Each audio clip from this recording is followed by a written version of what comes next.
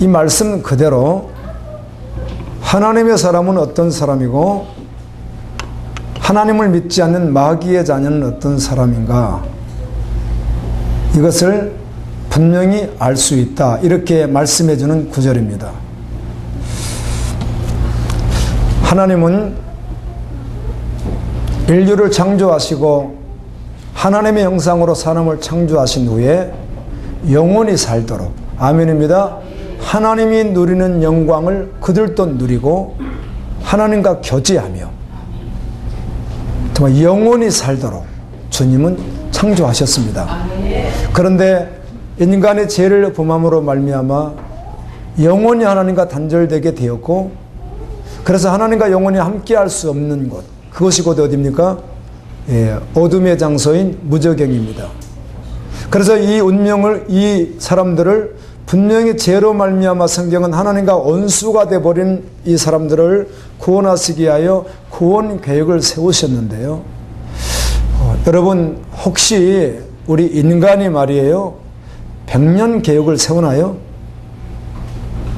우리가 100년밖에 못 사는데 나름은 세웠다고 할 수 있겠으나 그렇게 세우기는 쉽지가 않죠. 국가도 몇 년 계획 이런 게 있더라고요. 도발 계산국 같은 데 가보게 되면 1단계 몇 년 계획, 2단계 몇 년 계획 이런 게 있습니다. 계획 세우는 건 필요하죠. 그런데 100년, 200년, 300년 이렇게 계획 세우기가 쉽겠어요? 또 세웠다고 한들 정권이 바뀌게 되고 사람이 바뀌고 문화가 바뀌고 자연재해도 있고 우리 인간의 노력으로만 되지 않는 수많은 요소들이 있잖아요. 그럴 때마다 미래학자들이 아무리 미래를 예측해 놨을지라도 언제 어떻게 이게 변할지 변화무쌍한 이 앞에서 무기력한 사람들의 모습을 발견하기도 하거든요. 그 말은 사람이 세우는 계획은 그렇게 장기간 세울 수도 없을 뿐만 아니라 세웠다고 할지라도 그 뜻을 이루기란 쉽지가 않다는 것이죠. 그런데 하나님은 전능하세요. 그분은 1년, 2년이 아니라 100년, 1000년이 아니라 1년, 10,000년이 아니라 창세부터 영원한 계획을 세우셨어요. 완전하신 계획을 세우셨어요. 그 계획이 무엇입니까? 죄인들을 구원하셔서 하나님의 형상을 다시 회복하셔서 하나님과 영원히 거하게 하고 하나님과 영원히 살게 하시려고 계획을 세우신 거예요. 그 계획을 이루시기 위하여 오신 분이 하나님의 아들이신 예수 그리스도잖아요. 우리 인간으로는 그 어떤 경우도 하나님의 영광을 이룰 수 없어서 하나님의 계획하신 하나님의 방법에 의하여 하나님 계획하신 그 아들을 보내셔서 그 아들로 하여금 모든 죄인들의 죄를 그분이 대신 지시고 대신 제물이 되셔서 이루신 그 구원을 성령님을 통하여 오늘 우리가 믿음으로 말미암아 적용해 가게 하십니다. 그 구원을 성취해 가신다는 것입니다. 그런데 이 구원을 우리가 어떻게 받게 되는 것입니까? 믿음으로 받는다는 것입니다. 믿음으로. 그런데 이 믿음으로 받는다는 말이, 믿음이란 말이 너무 추상적인 것 같기도 하고 분명히 뭔가 모르게 한 주의 빛과 같이 분명한 것 같기도 하지만 어떻게 보면 너무 추상적인 것 같아서 많은 오해를 할 수 있다는 것입니다. 그래서 오늘 말씀을 통하여 우리 자신을 한번 점검해보고 내가 정말 하나님의 자녀인가? 아멘 되는 것이죠. 아멘. 하나님의 자녀는 담대합니다. 하나님의 자녀는 두려움이 없습니다. 하나님의 자녀는 언제나 주님과 동행함을 믿음으로 받습니다. 그래서 하나님의 뜻대로 걸어갑니다. 기도할 때도 의심하지 않습니다. 내 기도를 들으시는 주님 앞에 주님의 뜻대로 마음껏 기도할 수 있습니다. 왜요? 자녀된 신분, 영접하는 자, 곧 그 이름을 믿는 자들에게는 자녀의 권세를 주셨기 때문입니다. 세상의 부모도 그렇잖아요. 세상의 부모도 그 자녀가 부모에게 잘한 것도 없고 부모 마음에 들지도 않아도 노심초사 부모는 어때요? 그 자녀를 위해서 끊임없이 뭘 주기를 원하고, 아멘. 그 자녀를 돕기를 원하는 것이 부모님인데 하나님은 그의 자녀에게 영원한 나라를 약속하셨을 뿐만 아니라 자신의 전부인 아들 예수님을 내어주신 분이 이렇게 말씀합니다. 아들을 내어주신 분이 너희가 구하는 것을 왜 주지 않겠느냐? 주님이 이렇게 약속합니다. 아멘. 하나님의 나라를 위해 기도하는 것 주님이 들으시고 응답하시겠다고 약속하시거든요. 그러므로 믿음의 사람은 담대합니다.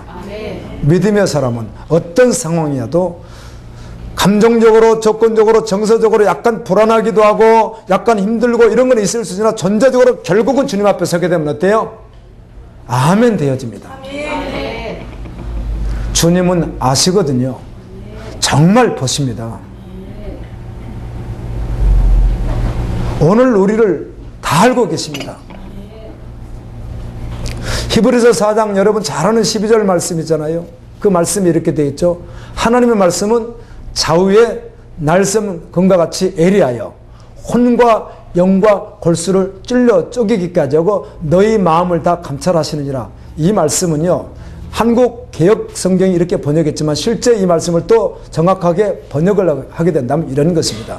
하나님은 말씀으로 하나님 자신이 우리의 육과 영을 정확하게 뭐 할 수 있어요? 그분은요, 구별할 수 있고, 우리 뼈와 골수, 뼛속에 골수가 들어있잖아요. 이것도 정확하게 주님은 어떻게 할 수 있고, 분리하실 수 있고, 우리 마음이 어떤 마음을 가지고 있는지를 정확하게 그분은 분리해서 아실 수 있다는 말이에요. 다 아신다는 것입니다. 그래서 믿음의 사람은 은혜죠. 최근에 어떤 이하예대를 다니다가 중단하고 주님이 부르심이 있어서 믿음의 길을 걷고 있는 어떤 자매님을 만났습니다. 저랑 함께 알바니에 같이 있었던 자매님인데요. 만났어요. 물어봤습니다. 자매님, 학교를 중단하고 지금 한 4년째 이렇게 주님 나라를 위해서 부르심이 있어서 달려가고 계시는데 요즘에 심정이 좀 어떻습니까? 목사님, 너무 행복합니다. 아멘. 너무 행복합니다. 왜요? 주님과 함께 달려가고 있습니다. 주님이 부르셨고 주님의 부르심에 응답하여 걸어가고 있습니다. 그렇습니까? 행복합니다. 저는 간혹 사역자들을 만날 때마다 간혹 질문을 할 때가 있습니다. 혹시 행복하십니까? 정말 행복하십니까? 정말 황홀하십니까? 이렇게 제가 물어볼 때가 있습니다. 여러분 어떻게 대답하실래요? 오늘 어떻게 대답하시겠어요? 정말 행복하십니까? 이렇게 질문하면 어떻게 대답하실래요? 그런데 어떤 분들은 정말 아주 너무 우렁차게 행복합니다. 상황과 조건이 있을지 몰라도 전 너무 행복합니다. 이 부르심에 순종하며 걸어가는 걸음이 너무 행복합니다. 성경은 이렇게 말합니다. 복 있는 사람에 대하여 말하기도 하고 정말 복 있는 사람이 누구인가? 하나님께 가까이 하는 사람이 복 있는 사람입니다. 하나님의 자녀는 끊임없이 누구를 가까이 하겠어요? 하나님을 가까이 할 것 아니에요. 하나님을 가까이 하는 것이 복입니다. 시편 73편의 내용은 아삽이라고 하는 분이 성령의 감동으로 기록을 했는데 여러분 성경 읽고 계시잖아요. 계속해서요. 족보가 역대상에도 얼마나 계속 나옵니까? 그리고 열왕기 상하에서도 이렇게 나와 있습니다. 그 이름이 보면 아삽이라고 하는 사람이 나옵니다. 아삽. 헤만도 나오고 아삽이 나오는데 누구죠? 찬양하는 사람입니다. 그것도 찬양하는 사람이 거의 우두머리격입니다. 찬양하는데 병사 가운데 우두머리가 있고 찬양하는데 누가 있죠? 우두머리가 있습니다. 아삽이 그런 사람이에요. 끊임없이 성소에서 찬양했던 사람이에요. 그게 그의 직업이나 다름없는 거예요. 네 지파예요. 그런데 어느 날 노년이 되어서 믿음 생활한 자기 일생을 한번 돌이켜봤더니 그날 왜 그런 마음이 들었는지 약간 심란한 마음이 들면서 허무한 생각도 잠깐 들어오는 거예요. 왜 그랬는가 하면 물질도 많이 가지고 있지 않고 그것도 변변치 않고 건강도 별로 변변치 않고 그렇다고 집안이 특별히 다른 사람들 내놓을 만한 어떤 것들이 이렇게 열매로 있는 것도 없고 그래서 주변을 살펴봤더니 도리어 믿음이 없는 사람들이나 아예 복음이 없는 사람들 가운데도 너무 건강하고 죽을 때도 아주 건강한 모습으로 아주 평안을 누리다가 모든 걸 누리다가 죽기도 하고 많은 걸 소유하고 이런 모습을 보니까 주님 하면서 마음이 잠깐 어려워진 거예요. 야, 내가 지금까지 하나님 살아계시다고 믿음 생활하며 다윗을 통하여 임명되었던 성소에서 찬양하는 이 일이 내가 지금까지 이렇게 살아왔는데, 주님을 섬기면서 살아왔는데 이게 뭐지? 이런 마음이 자꾸 들어오는 거예요. 그런데 또 뭘 해야 되죠? 또 성소에 가서 또 찬양을 해야 되잖아요. 또 찬양하러 성소에 갔습니다. 그랬더니 주님이 두시는 마음이 있었습니다. 깨달음이 있었습니다. 아멘. 와, 세상에서 어떻게 살든지 복음이 없는 사람들이 꿈을 깨는 것과 같이 딱 끝이 나면 어떻게 되는 거예요? 흑암 속에 들어가는 거라. 아멘. 나는 하나님의 자녀에게 찬란한 영원한 아버지 나라가 준비되어 있구나. 그리고는 그가 깨달은 것을, 심정을 이렇게 성경은 기록해 놨습니다. 내가 잠깐 어두운 생각했던 것은 짐승과 같은 생각이었습니다. 아멘. 짐승이라고 말할 때 이런 짐승도 되고, 계시록에 보면 짐승이 또 뭘로 표현되기도 하죠? 사단으로 표현되기도 하잖아요. 내가 어둠의 생각을 잠깐 했네요. 그리고는 고백하기를, 73편 28절 마지막 절 고백하기를, 하나님께 가까이함이 내게 복이라. 여호와를 나의 피난처로 삼아 하나님의 기이한 모든 일을 어떻게 전파하리라. 즉 여전히 증인되어 달려가리라. 여러분, 하나님께 가까이함이 정말 복이에요. 정말 그럴까요? 그런데 목사님, 그렇게 크게 와닿지 않는데요. 그냥 하나님께만 가까이 하면 복일까요? 하나님께 가까이 하는 것이 최고의 복입니다. 아멘. 그래서 믿음의 사람이 그걸 취한다는 것이에요. 그래서 우리가 이렇게 고백할 때가 있어요. 정말 예수님이면 너무 충분해요. 예수님이 나의 구주인 것이, 하나님이 나의 아버지인 것이 너무 충분해요. 전부예요. 이렇게 고백하는 것이거든요. 얼마나 행복하겠어요. 그래서 물었던 것이에요. 여러분이 주님의 자녀라면 여러분 정서적으로 속임에 속지 마시고 여러분 행복한 존재 맞거든요. 믿음으로 취하는 것입니다. 그런데 혹시라도 믿지 않는데 공동체 내에서 믿는다고 착각하며 덤으로 가는 것은 불행한 일일 수 있다는 것입니다. 그냥 덤으로 묶여가는 거예요. 나도 믿는 자인 줄로 알고. 말씀을 저도 이렇게 한 번씩 들어볼 때가 있습니다. 간혹 참고도 하고, 한국교회 목회자들은 어떻게 또 설교하시는가, 이때는 어떻게 하나 하고 간혹 이렇게 들어볼 때가 있는데, 어떻게 들어보면 그 대배했던 메시지들이 보통 영상이 뜨잖아요. 들어보면 그 메시지의 한 편 말씀 가지고 문제가 있다 이렇게 말하기는 쉽지가 않습니다. 왜 그런가 하면 성경을 말했으니까. 그런데 그런 논리에 의해서 계속해서 52절을 설교를 해버린다면 이렇게 되는 것이죠. 경우에 따라서는 여기 있는 우리는 모두가 다 구원받았고 우리는 모두 다 하늘 백성이고, 그래서 우리는 모두 다 뭘 하면 됩니다? 주님께 받으면 되는데 열심히만 나가면 주님이 허락해 주시는 것이 있습니다. 뭐 이런 결론을 내려버린다면은 사실은 복음이 아닐 수 있다는 것입니다. 아멘. 속이는 것이라는 거죠. 갈렙에 있는데요. 그 이 진화론이 결국은 증거도 없는 것인데 주장하잖아요, 학자들이. 그래서 결국은 진화론 종교라고 해야 될 것이다. 이렇게 이제 결론을 내는 글을 내가 보면서 그걸 이렇게 요약해서 쓴 글이 있는데요. 자, 쥐를 잡을 때 말이에요. 쥐를 잡을 때 정말 쥐약만 몽땅 넣어놓지 않습니다. 쥐가 먹어서 영양가 있는, 쥐가 먹으면 좋은 아주 풍성해지는 음식을 가득 줍니다. 그리고 그 속에 어떻게 해요? 독약을 조금 섞어 놓습니다. 독약을 많이 섞어 놓고 좋은 음식을 조금 해내면 쥐가 쉽게 달려들겠어요? 그렇게 달려들지 않으니까 쥐가 먹으면 아주 유익한 음식, 풍성한 음식을 많이 하면서 그 속에 뭘 딱 집어넣어요? 독약을 딱 집어넣는 거죠. 근데 이걸 먹으면 쥐는 어떻게 돼요? 당장 죽지 않지만 죽습니다. 제가 복음에 대해서 고민해 봤습니다. 말씀을 전하는 자로 요즘에 계속 고민합니다. 왜 그런가 하면 주님 앞에 제가 서야 하기 때문입니다. 그리고 주님이 맡겨두신 한 영혼이 너무 천하보다 귀하기에. 아멘. 에스겔에 있는 말씀과 같이 에스겔아 너는 아무튼 전해라. 아멘. 너가 전하지 않아서 그가 피를 흘리면 그 핏값을 내게 취할 것이나 네가 전했는데도 불구하고 그들이 핏값을 받는다면 너는 거기에 대해서는 어떻게 한다? 주님이 자유하다. 이런 말씀도 있어요. 저는 말씀을 바로 전해야 되겠죠. 살리는 일을 해야 되겠죠. 주님의 사람으로 살아가도록 해야 되겠죠.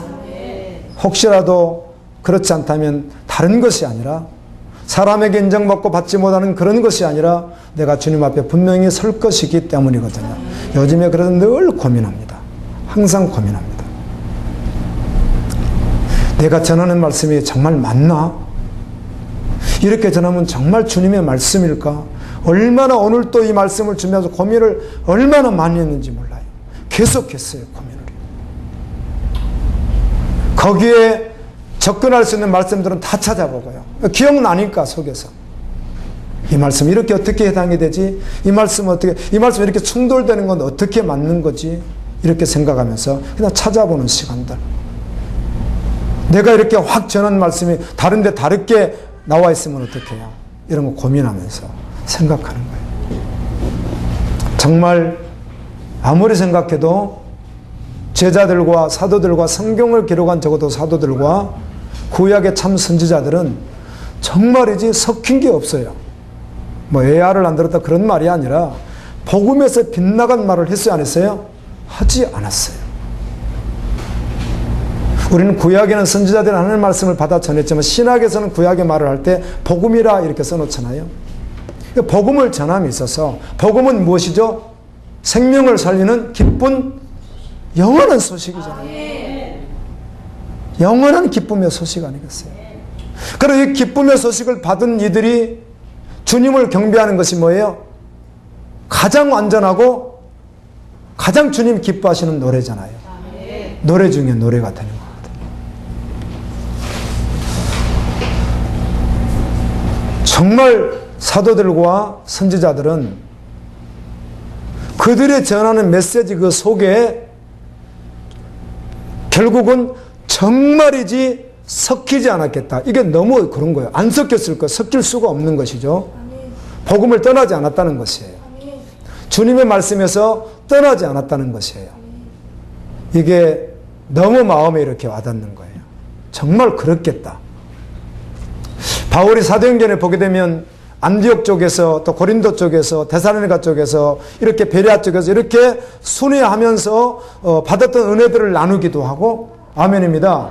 경험된 것도 나누고 또 경우에 따라서는 밤새도록 하나님 말씀을 전하니까 유두고가 졸다가 떨어지기도 하고 또 다시 주님의 이름으로 기도해서 살리기도 하고 이런 여러 가지 사건 속에 그가 하는 간증이나 그가 전하는 말씀이나 벨릭스, 아그리빠 이런 사람들 앞에서 또 부형들이요 유대인들 앞에서 막 하나님 말씀 선포할 때나 정말 복음에서는 죄송합니다만 하나님이 모호하시고 성경이 모호하지만 그들도 어쩌면 복음이 아닌 말은 한마디도 하지 않았겠다는 생각이 들어요. 여러분 그런가요? 동의되어지더라고요.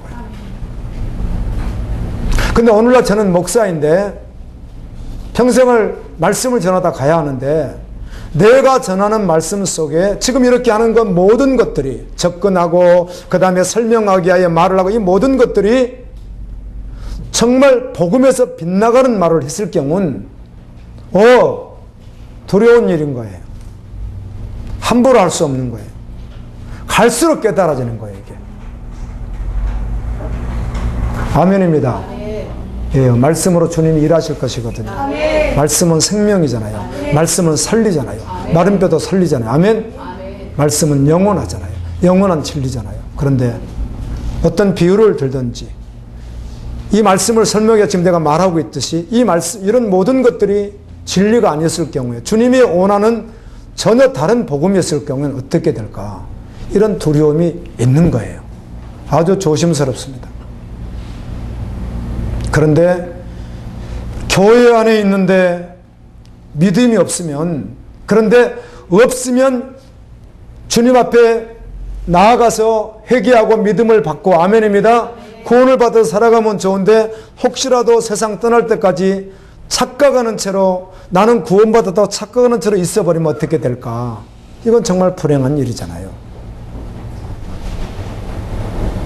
아멘. 아멘.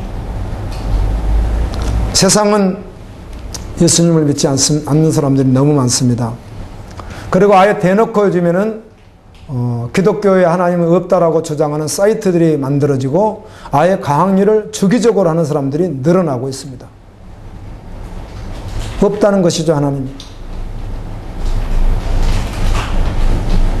그 가운데 소수인 우리가 교회 안에 있습니다. 그런데 교회 안에 있는 하나님의 사람들이라고 하는 분들이 정말 믿음을 가졌는가 하는 것에 대해서 고민된다는 겁니다.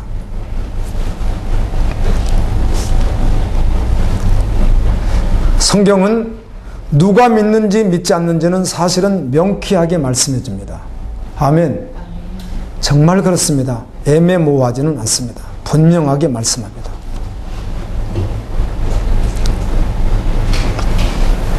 여행을 할 때 기차표가 있으면 그 기차를 타고 출발해서 도착할 수 있습니다. 천국 가는 표가 기차표와 같이 우리 손에 이렇게 보인다면 너무 좋겠죠. 아멘. 근데 그렇게 손에 있는 것처럼 보이지는 않습니다. 믿는 자의 표식이 있다고 성경은 말합니다.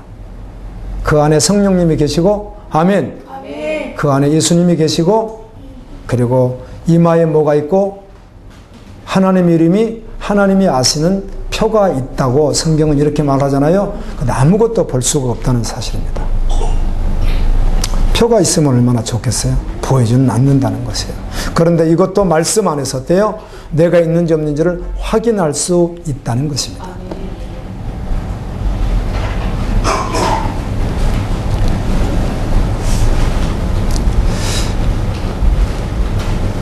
모 대학이라고 할게요. 모 대학이요. 이건 다 공개된 내용이지만 전 모 대학이라고 하겠습니다. 모 신학대학 총장 되시는 분과 교수님 가운데 동성애 지지 발언을 아주 공식적으로 했습니다. 거의. 그런데 채플 인도하면서 어떤 교수님 한 분이 동성애는 하나님의 뜻이 아닙니다. 이렇게 했다가 왜 그랬는지 몰라도 그 학생들 가운데, 신학생들 가운데 동성애 지지자들이 너무 강하게 어필하는 바람에 이분이 2달간 정직을 했다고 그래요. 그게 최근 일입니다. 목사님, 사람은 실수하지 않습니까? 예. 사람은 또 연약하지 않습니까? 예. 이런 말들은 이해하는 말이죠. 그러나 지금 그분이 이걸 돌이키지 않는다면, 예를 들어 총장님이나 교수님이 이걸 돌이키지 않는다면, 복음에 뭘 타버린 것이에요? 덕을 타버린 것이잖아요.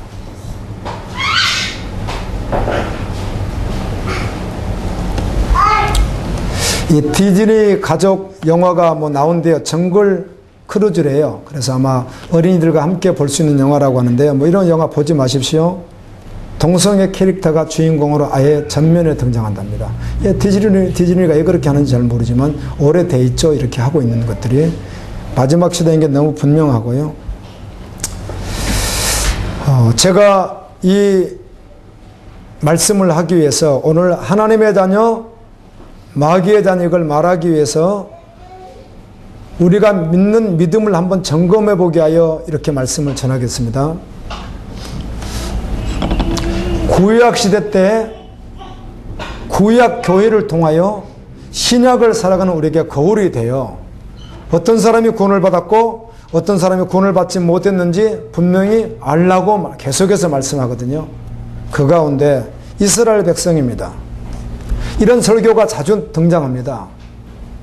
여러분 느헤미야에 보게 되면 느헤미야가 설교할 때도 동일하게 그런 설교를 하고 스데반이 설교할 때도 그런 설교를 하고 그런 설교들이 간간히 이렇게 나오는데요. 아담부터 시작해서 예수 그리스도까지 말하기도 하고 아브라함부터 시작해서 계속 복음을 이렇게 전개하는 설교 내용들이 있습니다.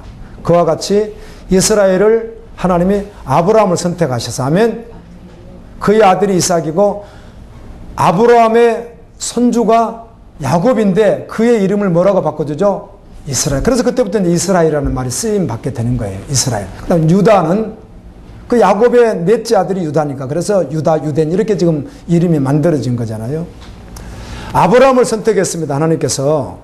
그런데 아브라함은 누구의 후손이죠? 노아의 후손입니다. 노아의 후손. 노아의 11번째 후손이 그 아담부터 시작하면은 21대가 되는 거죠. 그 후손이 아브라함입니다. 아브라함을 선택했습니다. 그리고 약속합니다. 너희 민족을 별과 같이 많게 하리라. 그래서 아브라함이 후손이었던 그 손주 야곱 때 70명이 애굽 땅 옆에 있는 고센 땅으로 가서 살게 됩니다. 70명이. 그런데 이렇게 가서 사는데 몇 년이 흐르냐면 430년이 흐릅니다. 430년이 흐르니까 이들 인원이 굉장히 많이 늘어나잖아요. 그때 애굽 왕이 이스라엘 백성들을 박해하고 아들들을 죽이고 태어나면 죽이고 이런 사건이 있을 때 이스라엘이 부르짖게 되었고 광야에 있었던 모세를 하나님의 지도자로 부르셔서 이스라엘을 구출하게 하십니다. 여러분 이들은 12지파입니다. 아멘. 섞여 나온 사람도 있지만 12지파예요. 하나님의 선택한 민족이에요. 이들이요. 아주 근본적으로 그들을 모판으로 교회 모판으로 선택한 사람들입니다. 나오기 전에 10가지 재앙은 정말 대단한 재앙입니다. 피, 개구리, 이, 파리, 악질, 독적 이렇게 나가는데요. 피, 개구리, 이까지만 고센 땅이 같이 임합니다. 파리 때부터 10번째 재앙까지는 고센 땅에 임하지 않고 애굽 땅에만 고스란히 임합니다. 이걸 누가 다 알아요? 애굽 사람들도 알지만 고센 땅에 있는 사람들도 다 이걸 보고 있습니다. 마지막 10번째 재앙은 6월절 이렇게 넘어간다는 말이잖아요. 하나님이 죽음의 전사를 보내셔서 먼저 태어난 장자. 그래서 우리 집 같으면 장자가 누구냐면 저도 장자요, 우리 상윤이가 장자요, 주아가 장자입니다. 그럼 오늘 밤 그런 일이 있어서 내가 애굽 사람이었으면 어떻게 되는 거예요? 나도 죽고 상윤이도 죽고 주아도 죽는 거예요. 이렇게 되는 겁니다. 장자니까. 이해되시나요? 혹시 4대가 있었으면 4명이 죽는 것이죠. 또 아들 가운데 첫째, 둘째, 셋째가 아들이 10명인데 그 10명이 낳은 또 첫째 아들이 있겠어요? 있겠죠? 그럼 그들이 다 죽는 겁니다. 그게 6월절이거든요. 그런데 고센 땅에는 아무도 죽지 않았습니다. 어린 양의 피를 14일 날 다 발랐잖아요. 그 집은 죽음의 전사가 다 넘어가서 죽지 않습니다. 이 고센 땅에 있었던 12지파는 정말 가히 상상할 수 없는 경험을 합니다. 체험을 합니다. 신앙의 체험을 엄청나게 합니다. 그리고 나왔습니다. 추격하는 애굽 병사를 주님이 어디서 수상시켜요? 홍해에서요. 아멘. 홍해가 그냥요 갈라졌어요. 홍해가. 제가 홍해를 가봤는데요. 그 갈라진 장소가 여긴가 지금 학자들 가운데 서로 주장이 조금 달라요. 왜 그런가 하면 홍해가 넓은 데가 있고 이렇게 여자들 댕기머리 따는 것처럼 위에서 이렇게 내려면 이렇게 있습니다. 이렇게 홍해 바다가 이렇게 있습니다. 그러니까 여길 건넜다고 학자들이 아직까지 주장을 해요. 두 군데. 그런데 여긴가를 서로 주장을 하는 거예요. 그래서 원래 우리가 보통 생각하는 여긴 줄 알았더니 요즘에 또 최근에는 학자들이 다 여기라고 또 주장한다고 하더라고요. 그 자리를 가봤거든요. 그런데 그곳이 굉장히 이렇게 한강보다 훨씬 높습니다. 그리고 좁은 그곳이 다 그게 어때요? 갈라졌다는 거예요. 그럼 나왔어요. 40년 동안 체험한 걸 말하려면 이루 말할 수 없이 많이 합니다. 그런데 성경은 이렇게 말을 해요. 하나님이 인도에서 나왔던 이스라엘 백성은 광야 생활을 40년 동안 할 때 여러분 아시겠지만 모세가 율법도 받고 십계명도 받고 성소를 지으라고 식양을 다 주시잖아요. 그래서 이걸 성막이라고 하잖아요. 성막이 이렇게 있으면 앞에가 번제단이 있고 그 다음에 물두멍. 이제 이게 성전이 지어지면서 바다 큰 물두멍이 생기기 전에는 이제 물두멍이 있고 그리고 거기에 성소를 지어서 앞쪽에는 성소, 그 시당 안에는 지성소. 그래서 성소를 들어가면 우측에는 떡상이 있고 왼쪽에는 촛대가 있고 번제단이 있고 그 안에 법궤가 있고 서랍 천사가 있고 이렇게 돼 있는 겁니다. 이걸 지으라고 하셨거든요. 그래서 여러분 아시겠지만 12지파가 언제나 움직일 때는 법궤를 중심으로 해서 1진, 2진, 3진, 4진 해가지고 어때요? 딱 배열을 언제나 하고 있습니다. 그리고 낮에는 구름기둥이 덮고 밤에는 구름기둥 속에 불기둥이 있어서 이게 움직이면 어떻게 하죠? 그냥 무조건 떠나야 합니다. 움직이면 떠나야 합니다. 이런 기적적인 일들 40년 동안 만나를 먹었습니다. 반석에서 물이 나오는 것도 있습니다. 어마어마한 기적들을 체험합니다. 그런데 간혹 그들이 원망하고 불평하죠. 가데스 바네아 마사 무리바라고 하는 장소입니다. 마사 무리바는 하나님에게 대적한 장소인데요. 그런 곳에서 또 원망하는데 많은 일들이 있었는데 히브리서에서는 이 사건을 가지고 하는 이야기가 이스라엘 백성의 목이 곧은 백성이라 주님에게 불순종을 했다. 이렇게 되어 있는데 그래서 그들이 안식에 들어가지 못했다. 아멘. 광야에서 시체가 되었다. 이 시체가 되었단 말이 창세기, 욥기서, 마태복음, 요한계시록 쭉 마지막 때 나와 있는 심판의 모습들이 있습니다. 그걸 이제 말하는 거예요. 이거를요. 안식의 땅에 간 자가 있고 가지 못한 자가 있는데 영원한 안식에 들어가지 못했다는 거예요. 그들이. 그리고 이렇게 결론을 내줍니다. 그러니까 여러분 저 보세요. 우리는 요즘에 교회도 우리는 모태신앙인 분도 있지만 저는 모태신앙이 아니에요. 저는 25세 교회를 왔단 말이에요. 그렇다고 해서 저는 목회자다 보니까 교회를 떠나지 않았을 뿐이지 구약시대 때 12지파만큼 예배를 열심히 드리는 교인들 그렇게 많지 않습니다. 이 사람들은 어때요? 열심히 예배 드리는 사람들이에요. 맞나요? 맞잖아요. 안 드릴 수 없는데 12지파 움직이는데요. 항상 드렸어요.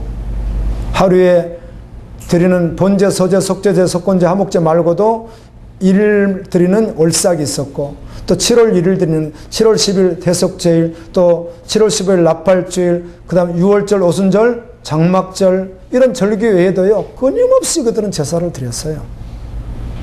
이걸 늘 보고요. 그냥 그 공동체가 그래요.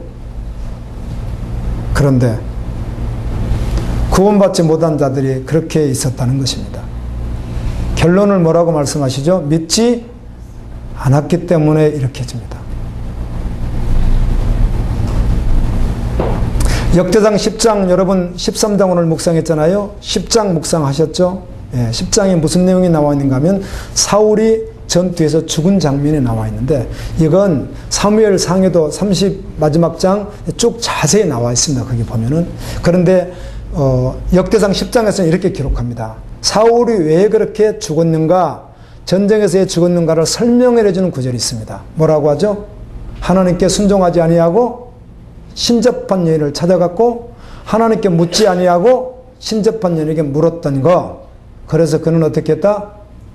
죽음을 맞이하게 되었다. 이렇게 되어 있습니다. 성경에. 우리 사울이 얼마나 주님 앞에 바로 서지 않았던 거 잘 알고 있습니다. 아말렉 전투에서도 남기지 말아가 남기기도 하고 변명하고 다 알고 있죠. 우리요. 그리고 하나님은 그에게서 성신을 떠나게 했고 그리고 악신이 들어갔고 성신은 누구에게 있죠? 다윗에게 있고요. 이런 사건들이요. 믿지 않았다는 것입니다. 도대체 이게 무슨 말씀이에요? 믿지 않았다니요. 광야 생활 40년 하시는 분들은 적어도요, 아브라함 후손이지만 어떻든 믿음의 세대로 본다면요, 대대로 어때요? 믿음의 집안이잖아요. 우리 한국은 기독교가 들어온 지 130년밖에 되지 않았어요. 그래, 뿌리가 그렇게 깊지 않아요. 4대까지, 5대까지 있는지 잘 모르겠어요. 그러나 보통 당대가 많잖아요, 우리나라는. 근데 거기는 그렇지가 않아요. 그냥 처음부터 태어나면 그냥 교인이에요. 그렇게 살아가요. 하나님에 대해서 다 알아요. 동의해요. 지식도 다 가지고 있어요. 무슨 일을 했는지 경험도 했어요. 그런데 실제로 믿었다 믿지 않았다? 이게 도대체 무슨 말인가? 그런데 사실입니다. 결국은 하나님의 자녀가 아닌데 마귀의 자녀인데 하나님의 자녀인 줄 알고 착각을 하고 있었던 것 뿐이잖아요.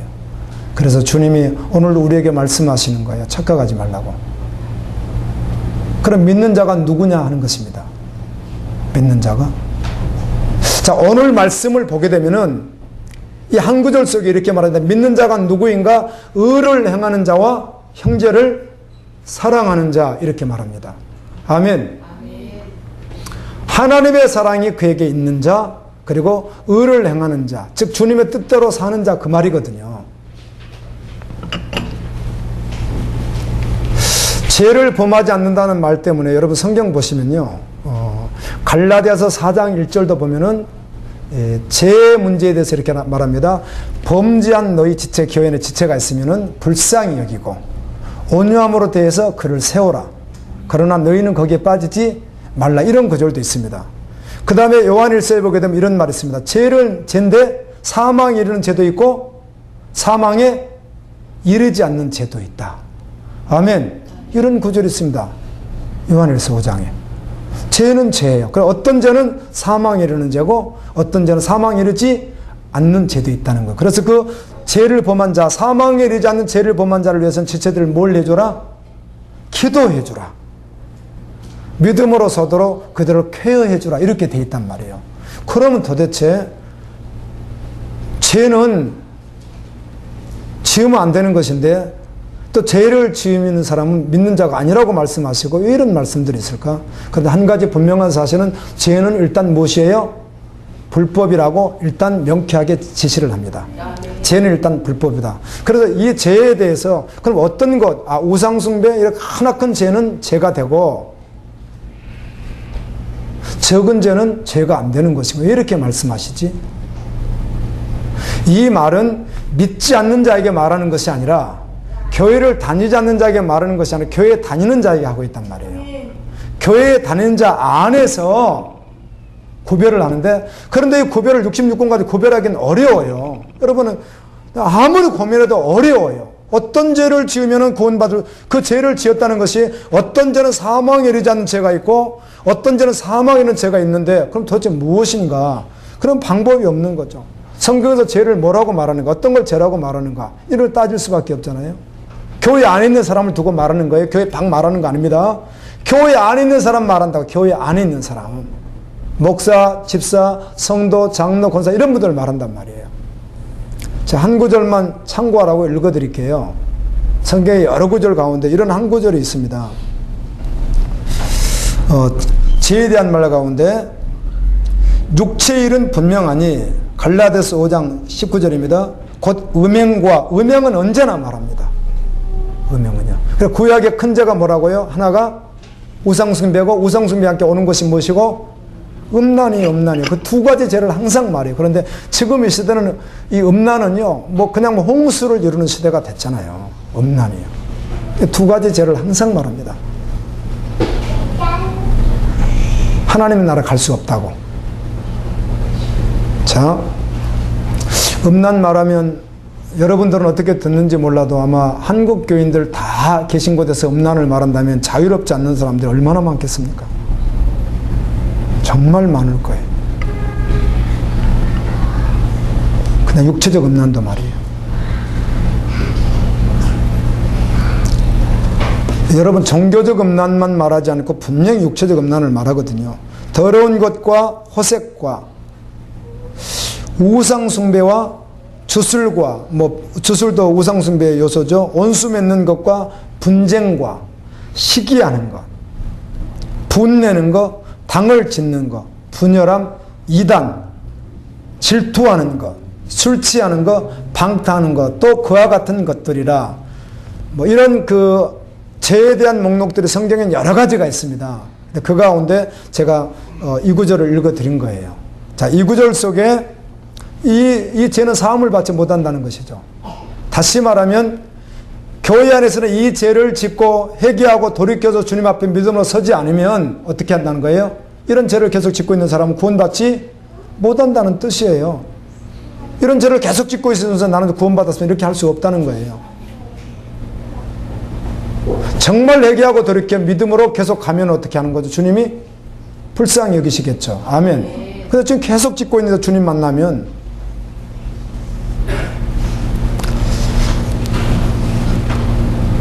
음행, 음란, 더러운 것, 호색은 뭐 일종의 뭐 LGBT 같은 게이, 뭐 트랜스젠더, 바이섹슈얼 뭐 이런 이야기 다 포함되는 거겠죠. 우상숭배, 주술, 온수 맺는 것, 분쟁, 시기, 분냄, 당짓는 것, 분열함, 이단, 질투, 술취함, 방탕함 이런 것들이라. 이런 것은 하늘나라를 갈 수가 없다. 이렇게 유업을 받을 수 없으니까 이렇게 말씀해요. 자, 그러면 이런 죄는 사함을 받지 못하는 죄고 그 다른 것은 사함을 받을 수 있는 죄인가? 여러분 혼동할 수 있겠죠. 그러나 죄 자체가 뭐라고요? 불법이라는 거예요. 불법. 그럼 믿음의 사람은 그렇게 죄를 짓지 않습니다. 그래서 항상 이렇게 질문해요. 사람들은 이렇게 말씀을 전하면 항상 질문할 거예요. 목사님은 죄 안 짓습니까? 이렇게 질문을 하겠죠. 그렇죠? 왜냐하면 내가 전파를 하고 있으니까. 근데 그거를 목사님은 죄를 안 짓습니까? 이렇게 묻지 마십시오. 왜 그런지 아세요? 저는 대언자로 말씀을 전하고 있잖아요. 아멘. 다른 뜻이 아니에요. 하나님 말씀이 그렇다는 말씀을 제가 전하고 있는 것이지 목사님 죄를 짓지 않습니까? 그렇게 해가지고 그럼 안 짓는 사람 하나씩 한번 여러분이 찾아내실래요?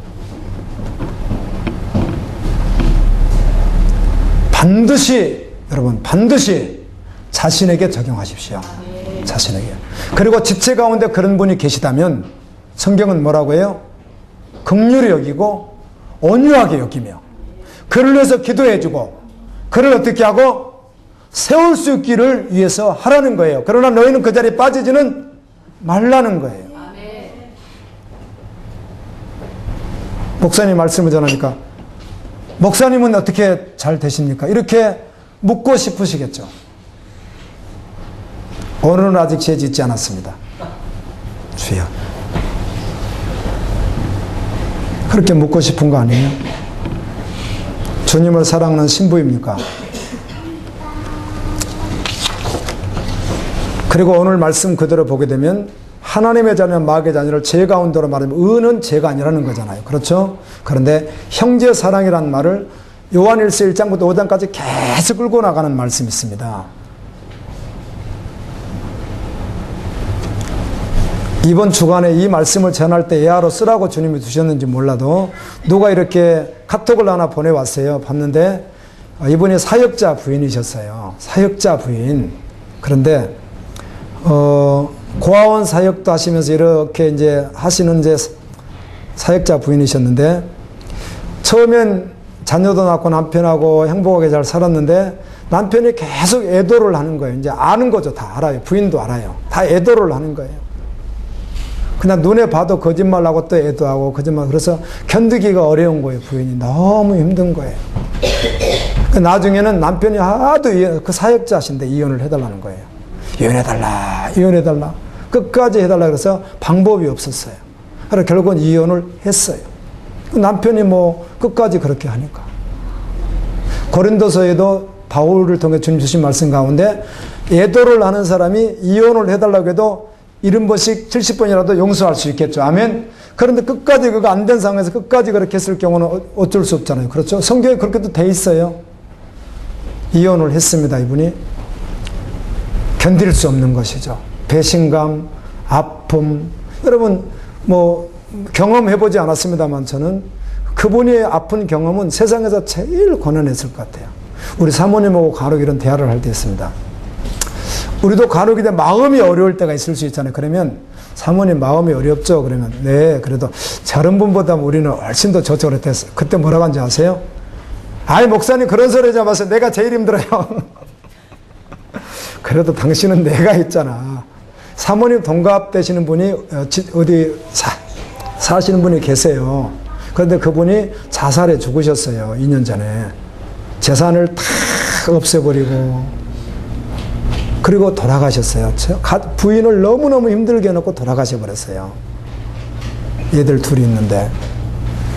내가 이제 그분 생각이 나서 사모님은 그분보다 훨씬 낫지. 나 있잖아. 그랬더니 목사님 아니에요. 내가 제일 힘들어. 그러니까 아마 사람들은 자기가 아프고 힘들 때는 제일 힘들다고 생각을 하는 건 뭐 이해는 돼요. 이해는.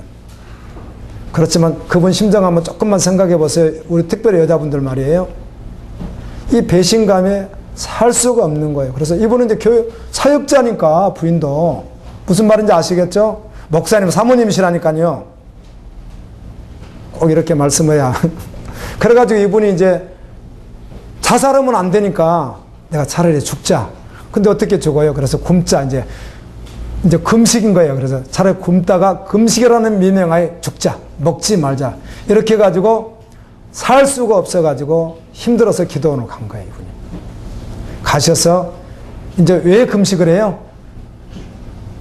응답받으려고 하는 게 아니라 힘드니까 죽긴 죽어야 되겠는데 그냥은 죽으면 또 자살하면 지옥 간단 말도 하도 많이 들었잖아요. 우리가. 그러니까 그렇게는 죽을 수 없고 차라리 금식이라는 미명하에 안 먹으면 죽겠지. 그리고 이분이 안 먹기 시작했답니다. 뭐 기도가 나오겠어요, 여러분? 속이 아팠어요. 세상이 그냥 다 어렵지 않았겠어요. 그런데 그분이 간증인즉 19일째 그분 간증입니다. 19일째 그래도 그 기도원에서 하는 예배는 있었답니다. 자기가. 그런데 그 19일째 이 본문 말씀이 사도행전 9장인 거예요. 사도행전 9장. 여러분 사도행전 9장 아시잖아요. 사울이 예수님을 믿는 자들을 결박하려고 병사들과 함께 가다가 다마커스라고 하는 그 지역을 이렇게 지나갈 때 정오에 빛이 비치면서 역사가 있었잖아요. 이제 그 본문인 거예요. 본문이에요. 근데 이분이 정말 힘들게 죽으려고 지금 굶고 있는데 예수님이 바울에게 이렇게 말합니다. 사울아, 사울아, 네가 왜 나를 핍박하느냐 그래요. 그렇죠? 근데 그 음성이 자기에게 들더랍니다. 어떻게 들렸느냐 하면 분명히 사울은 예수님 핍박하는 것이 아니라 누구하고 있죠? 그리스도인들을 핍박하고 있었거든요. 예수 믿는 사람들을 핍박하고 있었지 예수님을 직접 핍박한 게 아니거든요. 그런데 예수님이 하는 이야기가 너 왜 나를 핍박하느냐. 그 음성이 어떻게 들리냐면 내가 예수님의 자녀네. 그럼 지금 내가 당하는 고통을 우리 주님도 다 하실 뿐만 아니라 어쩌면 그분이 부모의 심정으로 같이 앓고 계시겠네. 이렇게 느껴지더래요. 아멘. 히브리서 4장에 보면 주님 이렇게 말씀하잖아요. 우리에게 믿음으로 잘 달려가라고 격려하시면서 이렇게 합니다. 예수님은 우리와 똑같은 몸을 입고 계셔서 시험을 받아요. 여기 예수님이 받은 시험은 하나님이 하지 않습니다. 하나님이 하는 시험은 영어로 테스트로 되어 있거든요. 그 다음에 우리가 믿음에 달려가다가 당하는 시험이라고 하는 단어는 트리알로 되어 있습니다. 영어는. 그런데 마귀가 주는 시험이 템프테이션으로 되어 있거든요. 근데 예수님은 어떤 시험 받으셨겠어요? 테스트 없습니다. 예수님은 트리알 없습니다. 예수님 무슨 시험 받죠? 언제나 템프테이션, 마귀가 하는 시험 밖에는 받잖아요. 그래서 제가 언어를 찾아보고 영어를 다 그 시험 찾아봤는데 예수님은 마귀가 시험을 계속했어요. 예수님은. 마귀가. 하나님이 예수님을 시험하실 거 없잖아요. 그 당신이 하나님이신데. 누가 계속 시험을 내요? 마귀가 계속. 야고보서 1장은 우리가 시험에 빠지는 것은 마귀가 주는 템프테이션에 빠지는 것은 우리 유혹, 우리 욕심에 끌리는 것이지만 예수님은 욕심에 끌는 것도 아니고 그게 아니라 그냥 마귀가 예수님을 시험한 거예요. 그렇게. 근데 예수님은 완전히 어떻게 하죠? 물리치셨고 그러나 예수님 죄는 없으시죠. 근데 그분이 하는 이야기가 예수님도 당할 만한 고난을 당해봤다는 거예요. 그러니까 사단의 공격을 통해서. 그래서 사람들 마음을 어떻게 한다? 안 돼요. 사람들의 고통을 안다고 성경은 기록해놨습니다. 그래서 그분이 능히 너를 건져주시리라. 아멘. 그래 담대하게 주님 앞에 나와서 기도하라. 이렇게 되어 있습니다. 말씀이. 그분이 그렇게 들려지더래요. 와, 나를 하여튼 남편이 핍박한 거 맞잖아요. 뭐 어떻든 간에 와, 나를 핍박하는 것이 예수님을 핍박하는 것이었다면 예수님이 나와 함께 고난을 느끼시고 아멘. 함께 아파해 주시는구나. 이렇게 믿음이 확 오더래요. 그러면서 주님이 정말 이게 정말 패러다임 십 아니겠어요? 누가 그렇게 변화시키겠어요? 사람이 어떻게 그걸 변화시키겠어요? 그런데 하나님의 성령이 변화시키니까 순간적으로 이게 그냥 와버리더래요. 마음속에 확 들어와버리더래요.